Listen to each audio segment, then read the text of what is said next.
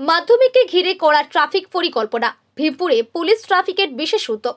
এবারের মাধ্যমিক পরীক্ষা 2রা ফেব্রুয়ারি 2026 থেকে শুরু হয়ে 12ই ফেব্রুয়ারি পর্যন্ত চলবে। পরীক্ষার্থীরা যাতে নির্বিঘ্নে পরীক্ষা কেন্দ্রে পৌঁছতে পারে এবং রাস্তাঘাট জ্যাম মুক্ত থাকে, সেই লক্ষ্যেই ভীমপুর থানা ও কৃষ্ণনগর সদর ট্রাফিক যৌথভাবে বিশেষ ব্যবস্থা নিয়েছে।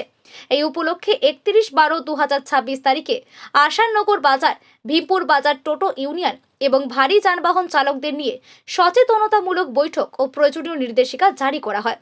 পুলিশ সূত্রে জানানো হয়েছে, পরীক্ষার দিনগুলোতে ট্রাফিক নিয়ন্ত্রণে বাড়তি নজরদারি থাকবে এবং গুরুত্বপূর্ণ রাস্তাগুলিতে যান চলাচল শৃঙ্খলাবদ্ধ রাখা হবে।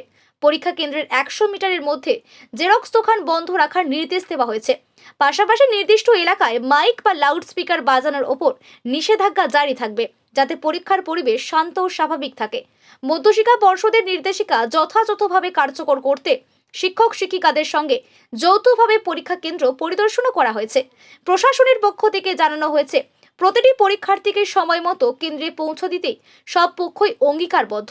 ভীমপুর থানার তরফে সকল পরীক্ষার্থীকে জীবনের প্রথম বড় পরীক্ষায় অংশগ্রহণের জন্য অগ্রিম শুভেচ্ছা ও সফলতা কামনা করা হয়েছে।